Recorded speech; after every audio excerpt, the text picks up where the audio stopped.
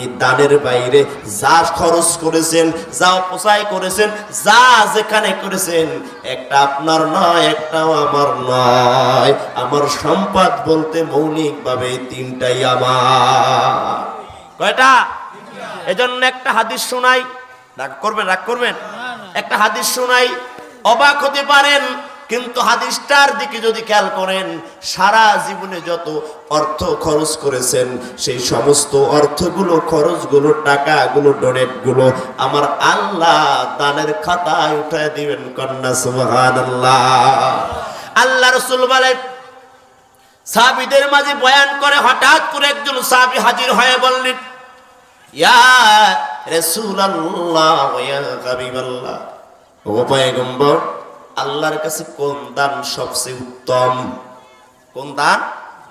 আল্লাহ রাসূল সাহাবাকে বলো, সাহাবী, কোন মানুষ যদি তার নিজের সংসারে খরচ করে, নিজের সংসারে ব্যয় করে, নিজের পরিবারের সদস্যদের জন্য ব্যয় করে, আর ওই টাকাটা যদি হালাল হয়, আর ব্যয় করার সময়, ডোনেশন করার সময়, খরচ করার সময় আল্লাহর বান্দা যদি আল্লাহর উদ্দেশ্যে ব্যয় করে, দানের নিয়াত করে, প্রত্যেকটা সংসারের সাংসারিক খরচগুলো আমার আল্লাহ দানকারীদের হিসাবে গণ্য করে নেয়। আল্লাহু আকবার।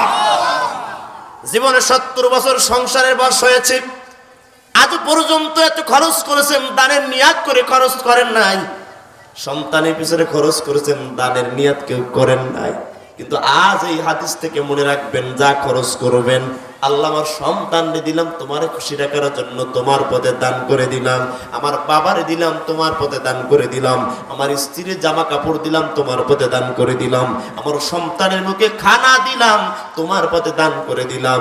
এই বান্দা নিয়াত করবে যখন, হালাল টাকা থাকবে তখন, আর এই তখন হালাল টাকার বিনিময় আল্লাহ দানের সব বান্দার আমলনামায় দিয়ে দেয়। সুবহানাল্লাহ।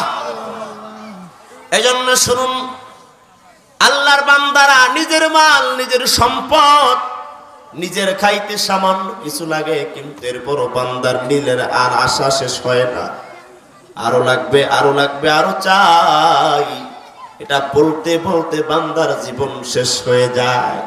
বান্দা বৃদ্ধ হয়ে যায়, বয়স শেষ হয়ে যায়, আরজানিল উমুরে চলে যায়। এরপরও আল্লাহর বান্দার জীবনের আশা শেষ হয় না, হায়াত শেষ হয়ে যায়, কিন্তু চাহিদা ফুরায় না। আছে না নাই? জোরে বলেন। আলহাকুমুত তাকাসুর, তোমাদের বেশি পাওয়ার আশায় আর নেশায় পাগল বানিয়েছে, মাতাল বানিয়েছে, উদাসীন বানিয়েছে, তোমার আল্লাহ থেকে ভুলাইয়া দিয়েছে। বলেন, এই দুনিয়ার সম্পদ আমাদের অনেককে আল্লাহ থেকে দূরে সরাইছে কি সরায় নাই? আল্লাহ থেকে ভুলাইছে না? আল্লাহ কয়েকবার বেহুশ বানাইছে কিসে? পাগল বানাইছে কিসে? সূরা তাকাসুরে আল্লাহ বললেন বেশি পাওয়ার আশার নেশা। অন্য আয়াত আল্লাহ বলে দুইটা জিনিস তোমারে পাগল বানায়, উদাসীন বানায়, আল্লাহ থেকে ভুলায় দেয়। কয়টা? জোরে বলেন। বিরক্ত হচ্ছেন? দুইটি জিনিস তোমাকে আল্লাহ থেকে ভুলিয়ে দেয়, দুইটি জিনিস তোমারে মাতাল বানায়, দুইটি জিনিস তোমার উদাসীন বানায়, দুইটি জিনিস তোমারে পাগল বানায়। এক নাম্বার জিনিস, দুই নাম্বার জিনিস, এই চমৎকার বয়ান আল্লাহ কোরআনে বলেছেন, ইয়া আইয়ুহাল্লাযীনা আমানু লা তুলহিকুম আমওয়ালুকুম ওয়ালা আওলাদুকুম আন যিকরিল্লাহ ওয়া মান ইয়াফআল যালিকা ফাউলাইকা হুমুল খাসিরুন। আল্লাহু আকবার।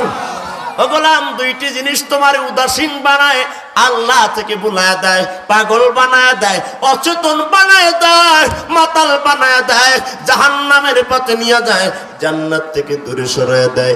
এক নাম্বার লা তুলহিকুম আমওয়ালুকুম, মালের জমা বহুবচন হলো, প্লুরাল হলো আমওয়াল।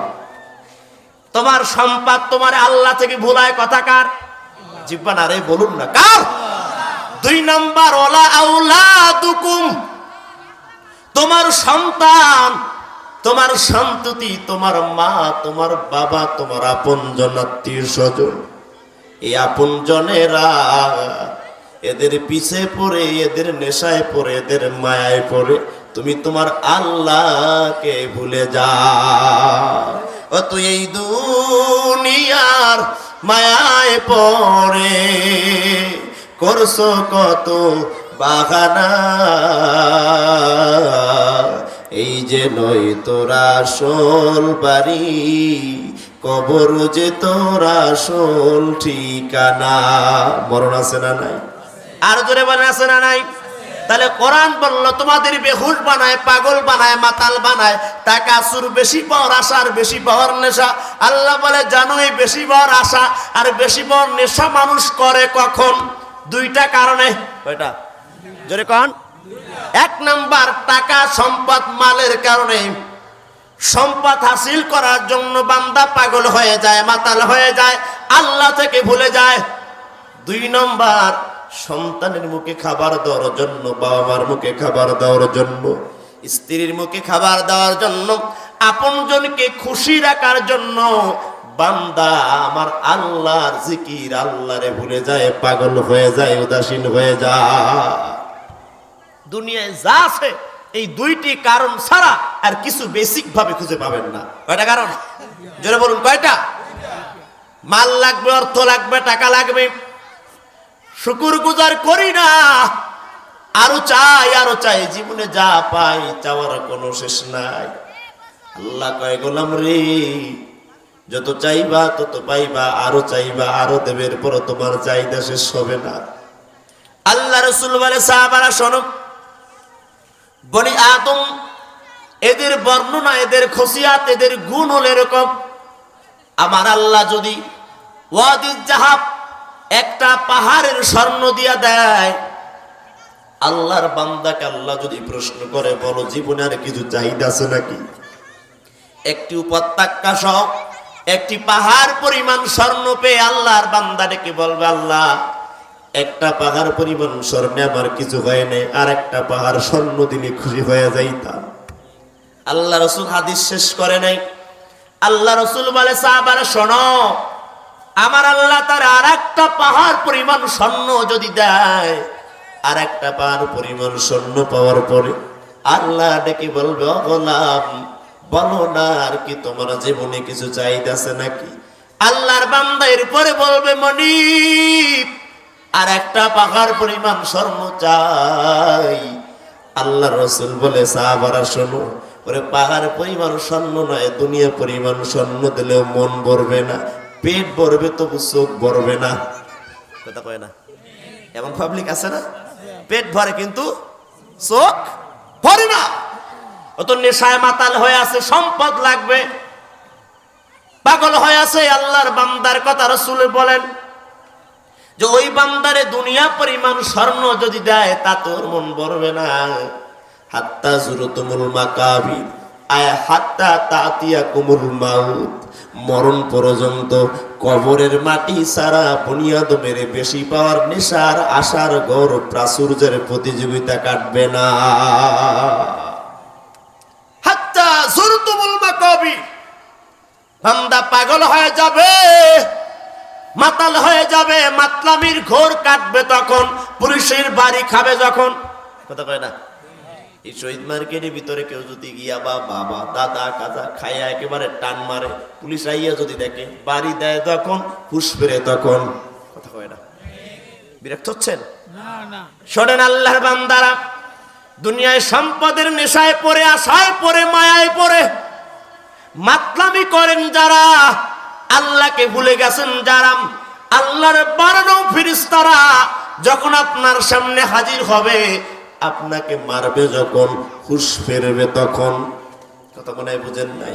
আল্লাহ কোরআনুল কারীমে বলে ইদিয যালিমুনা ফি গামারাতিল মাউত, জালেমের, টাকা চুরের লোভী বান্দাদের, সম্পদ লোভী বান্দাদের, বেশি পাওয়ার আশা আর বেশি পাওয়ার নেশা, যেই বান্দা আল্লাহর ভুলে গিয়েছে, আল্লাহ ভোলা বান্দার মরণকাল, অন্তিম কাল হাজির হয়ে যাবে যখন, আমার আল্লাহ ফেরেশতা পাঠাবে তখন ইজি যালিমুনা ফি গামারাতিল মাউত, জালেমের মরণের সময় আল্লাহ ফেরেশতা পাঠাবে যখন, ওয়াল মালাইকাতু বাসিতু আইদিহিম, ফেরেশতা এসে হাজির হয়ে বলবো, আল্লাহ ভোলা, ও জাহান্নামী, ও নাফরমান, ও দুনিয়ার পাগল, আল্লাহর পাগল নয়, ও দুনিয়াওয়ালা, ও সম্পদের লোভী, ও টাকার মালিক, গাড়ির মালিক, বাড়ির মালিক, আয় না, তোর জানটা, তোর রুটা আমি ফেরেশতার হাতে তুলে দে।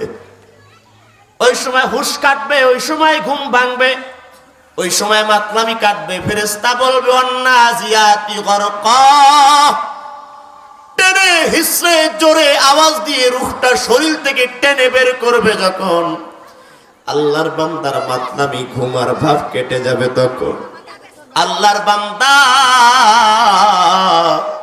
টেনশনে পড়ে যাবে আর ডিপ্রেশনে পড়ে যাবে।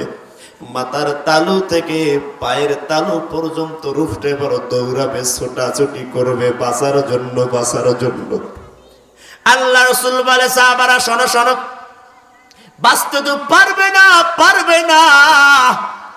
আমার আল্লাহ এমন জোরে আঘাত দিয়া, ফেরেশতাদের মাধ্যমে যন্ত্রণা দিয়া, কষ্ট দিয়া বান্দার রুটার ভিতরে, পুরা দেহের ভিতরে ফেরেশতারা হাত চুবায়া ডুব দিবে, গরক, এমন জোরে ডুব মেরে বান্দার জানটা, রূহটা টান দিয়ে বের করা শুরু হয়ে যাবে। এ দুনিয়ার পাগলেরা, টাকার পাগল, বাড়ির পাগল, দুনিয়ার পাগল, সম্পদের পাগল যারা হয়েছেন, আজকে সাজানো গোছানো বয়ানের তাফসীর তাদের জন্য। আল্লাহর কোরআন তো মিথ্যা নয়, আমাদের চাহিদার কখনো কোনো শেষ হয় নাই। কি নিয়ে বড়াই করেন? এই সম্পদ আল্লাহর দেওয়া দান। এই শরীর নিয়ে বড়াই করেন, আপনি শরীরের ভাড়াটিয়া, গার্ডম্যান, সিকিউরিটি ম্যান। এই শরীরটা কিন্তু আপনার না। আপনার? আর আস্তে করে বলেন, আপনার শরীরটাকে